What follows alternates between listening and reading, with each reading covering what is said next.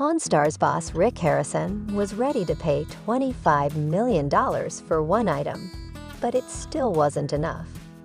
Pawn Stars creator and host Rick Harrison is known to be very stingy with his offers and has even turned down rare coins worth $700,000 as it could bankrupt him. That is why, when he makes an offer of close to $25 million, it's a very rare opportunity for a seller. Harrison did make that offer when he came across the world's most precious coins on a visit to the Legacy Club, which is known for showcasing valuable items. He met a guest, Ian, who showed him the holy grail of coin collections, a 1933 Double Eagle $20 gold coin worth over $30 million. Harrison made a Hail Mary bid to get the rare coin, but he fell short by $5 million. As Harrison walked into the building, he briefed the viewers on what was going to happen. "I'm about to see the most expensive coin in the world. I'm about to see the world's most expensive coin," he said. After meeting with Ian, the host finally got to take a look at the rare coin.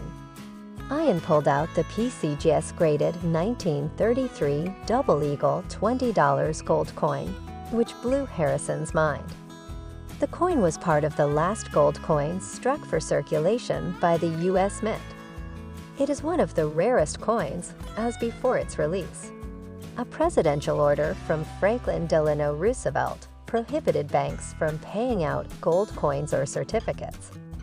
Thus, all 1933 Double Eagles were ordered to be destroyed, but only 10 managed to escape into private hands.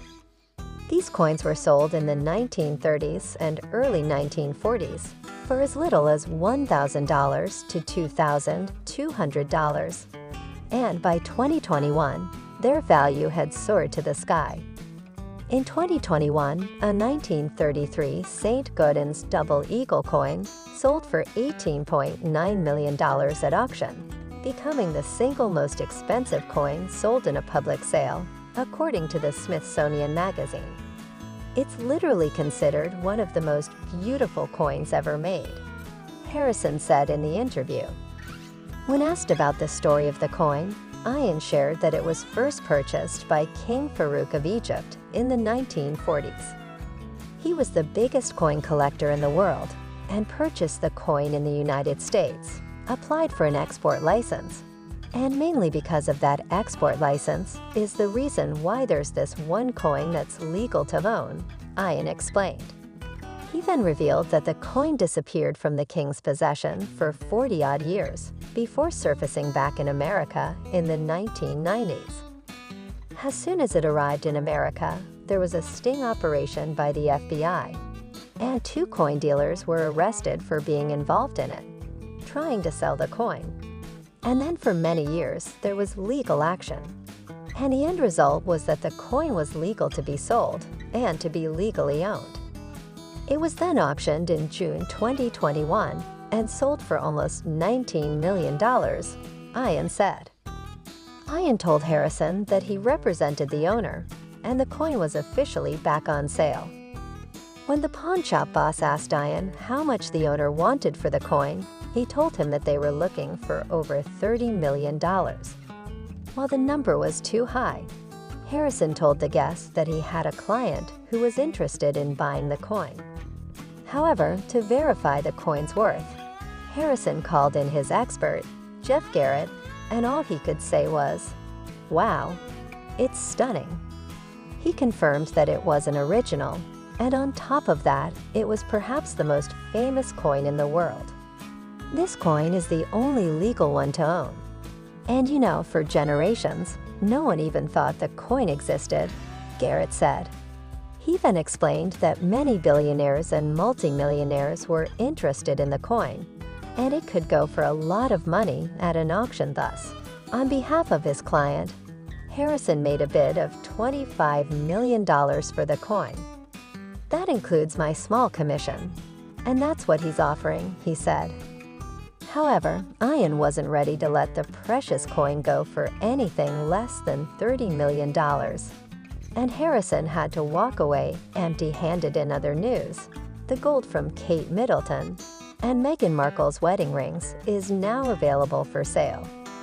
It was made from a Welsh mine given to the royal family many decades ago.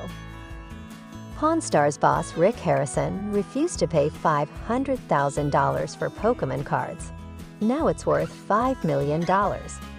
As the owner of America's most famous pawn shop featured on Pawn Stars, Rick Harrison is famous for spotting the value even in seemingly insignificant junk that appears on the show. But that does not mean he does not make mistakes.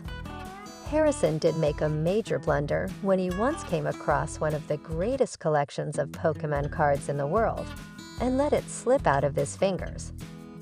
The collector, Gary, aka the Pokemon King, brought a mint-condition collection of Charizard cards. Since his collection includes some of the earliest realizes, he asked Harrison for $500,000 for the lot. While the show's experts somewhat supported the demand, Harrison wasn't willing to pay that much. A few years down the line, the same collection ended up being worth $5 million, according to Looper. In the episode, Gary made it clear from the get-go that his collection was precious.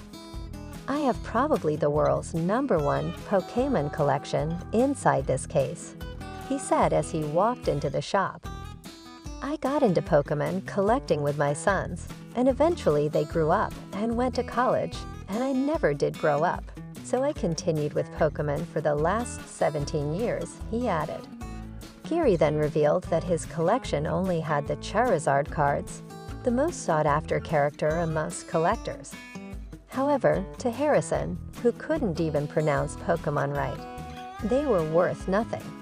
Thus, he called his sidekick, Chumley, to take a look. The co-star immediately recognized the worth of the collection and advised Harrison that some of the cards could be worth over $40,000. He further explained that the interest in the Pokers had peaked due to the popularity of the Pokemon Go game. However, it was all gibberish to Harrison, who said, "I really don't understand why Pokemon is such a big deal. But if something like a Beanie Baby can become worth a lot of money, maybe these can. I just need to know a lot more." The Pawn Star then called in his expert, Steve Johnston, the owner of Rogue Toys, to come take a look. Upon inspection, Johnston realized that Gary's collection had some of the most sought-after cards, which were astonishingly in mint condition. He explained that the cards were graded by Beckett, which is more stringent than the PSA. "I just can't believe my eyes, there's pristine 10s everywhere," he said after looking at the cards. He told Harrison that some of the cards would surely go for $40,000 to $50,000 in the market, and the collection would be worth anywhere between $380,000 to $390,000. "This is a one-of-a-kind collection," he told Harrison. However, Harrison hesitated to make an offer as Pokemon cards just weren't his forte. "I'm absolutely blown away.